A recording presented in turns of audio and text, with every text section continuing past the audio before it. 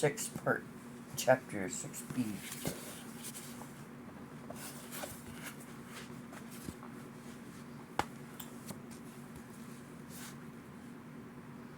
We watched him go with relief.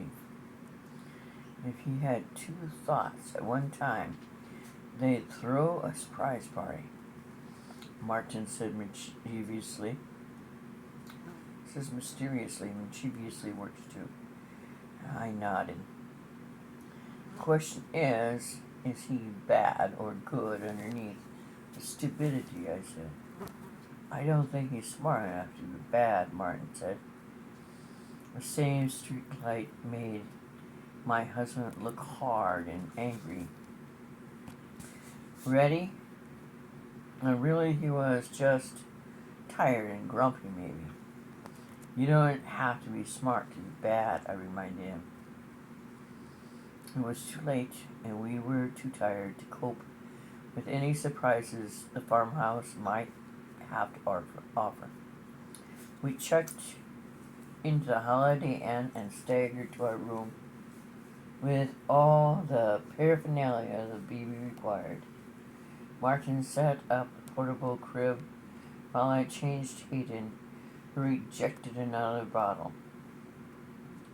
There was a little refrigerator in the room, so I stuck the bottle in there, laid Hayden in the crib, and patted him on the back until he fell asleep. By that time, Martin was in bed. I felt like an elephant and rolled over on me. I felt like an elephant had rolled over on me, okay, got it. And laid there for hours. I brushed my teeth, washed my face, crawled into bed beside him. 2 hours later, he woke up. I was standing beside the crib when I attained consciousness. Hayden was hungry. The formula was cold, and there was no way to heat it. Finally, I tucked it in my nightgown next to my body. Can you imagine how good that felt? And held Hayden and jiggled him in the room straight chair, trying binkies and bouncing and humming with no effect. When the formula was slightly less chilly, I stuck the nipple in Hayden's mouth. After a brief protest, we began to suckle. Martin slept all the way through this.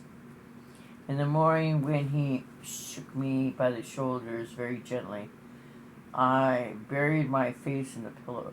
Ro, he said, kissed me on the cheek. It's 9 o'clock. The baby's awake. Take care of him. I changed his diaper, Martin observed, trying not to sound proud of and failing. I think he's hungry and there aren't any bottles. Go to the store and see if they sell formula ready-made, I advised. Or take him to Craig's aunt and uncle and let them worry about it. Martin heartlessly laid Hayden on the bed by me, and I raised my head enough to see tiny fingers waving. He made this little sound. His cheek was close enough to kiss, so I did, inhaling the now familiar baby smell. I could hear the diaper rustle. I knew Martin hadn't put it on snugly enough. Oh, hell. I sat groggily as it was possible to be. And I was up with him last night, I said, fixing Martin with a bale full of stare, as I could scrape together while you slept.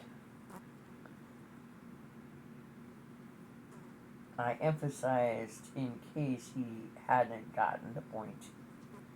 I could not find any trace of sympathy in Martin in my heart. It didn't make any difference that his niece was missing, her husband dead. He'd had what I hadn't, undisturbed sleep. I'll go look, he said hastily. What kind should I get? I made him write it down. Hayden was beginning to escalate in his demands. And hurry, I added, in case he hadn't got the point. There was no going back to sleep. I found a binky stuck in Hayden's mouth. Binky and stuck it in Hayden's mouth, rejoiced to find the pacifier that pacified him, at least for the moment. I dashed in the bathroom, took a hot, sketchy shower, scrubbed my teeth again, and was appalled at the amount of makeup I needed to make myself look healthy this spring. Pulled on tobacco brown slacks and a sweater of deep yellow, and I believe was called goldenrod. I took a moment to sit down on the bed and do some research with the local phone book. Then I finished rigging myself out with my rings, a chain, some earrings, my gold-rimmed glasses, and socks and loafers. And by the time I'd finished, I'd finally put myself together, and Martin was coming back in the room with a bag. It contained clean bottles and a few cans of ready-made formula.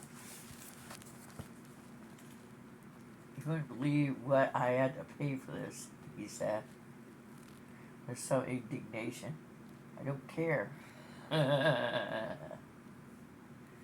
Did you get a can opener? I asked tensely. He produced one from the bag with an air of triumph, and I gave him a heart-filled kiss on the cheek. He was about to go for something more meaningful when I heard the warning tune up behind me. He's getting serious, I said, panicking.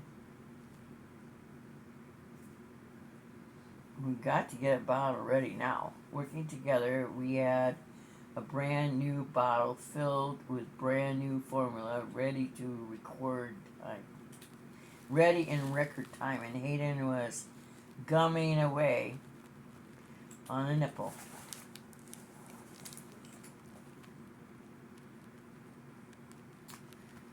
In blessed silence, while I aided and abetted, Martin checked the skinny Corinth telephone book for the address of Craig's family in the Harbors, who'd taken him in when his parents died. Maybe they're on their way to Lawrencetown, I said, with a wave of horror. Maybe they're on their way there to collect Craig's baby. Nope, Martin said, his eyes never leaving the column of phone numbers. Paget Langer told me Craig's brother had asked him how to ship the body back to Corinth when the autopsy was over. I felt a tide of relief sweep over me. The people who had raised Craig for the past 5 years were here in Corinth.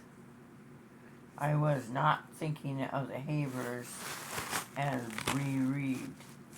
I was thinking of them as baby repository, and I'd lost any shame I had about it too. Here they are, Martin said absentmindedly, 1856, Gettysburg Street. Closed the phone book and returned to the drawer with a much more cheerful air. Who'd want to name a street Gettysburg? Obviously, I was talking right off the top of my head. Martin looked at me, his eyebrows raised and a patient look on his face. Oh, I said, abashed. I'm not one of those unreconstructed Southerners who refers to the war of Northern aggression, but I seemed I'd been indoctrinated to some extent. I made a face at my Yankee husband. These people probably had an Appomattox Avenue too. We packed all the baby things in the diaper bag, folded up the crib for the last time, and went carefully down the stairs to our car. We hadn't had coffee yet and breakfast yet. It seemed secondary to getting Hayden to qualify caregivers. Since Corinth is only a little bigger than Lawrencetown, we found the Habers' house quickly. To my silent dismay, it seemed like a darkened shadow of a place where we dropped off Rory the night before.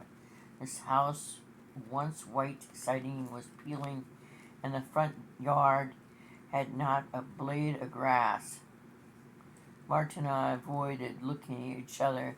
We slowly got out of the car, and I opened the back door to extract Hayden. He was sound asleep, and I pulled out Ellen Lowry's blue and white striped blanket to drape over his head. A chill rain had begun to fall, and Martin covered us with an umbrella.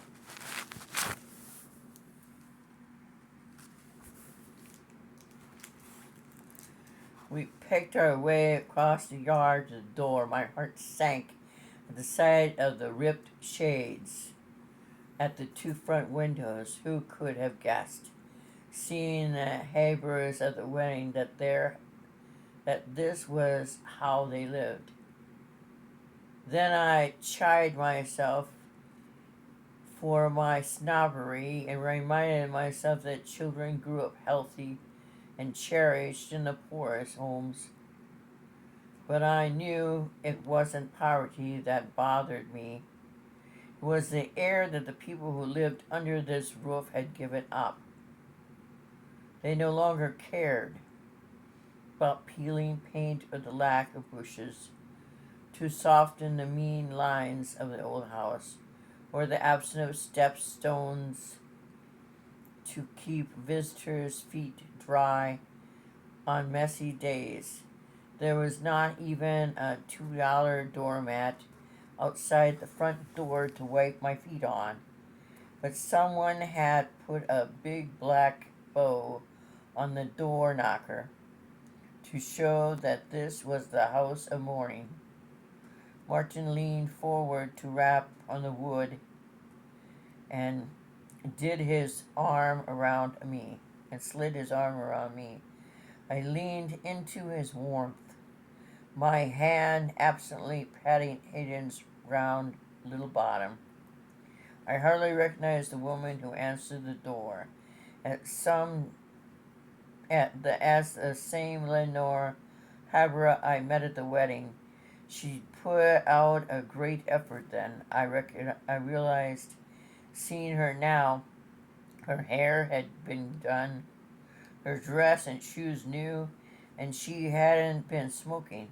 A cigarette hung from the corner of her mouth now, jiggering when she spoke to us out of the other corner.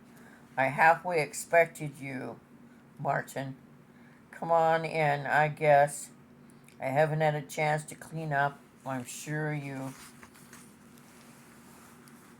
we've just been knocked on our butts by this news about Craig.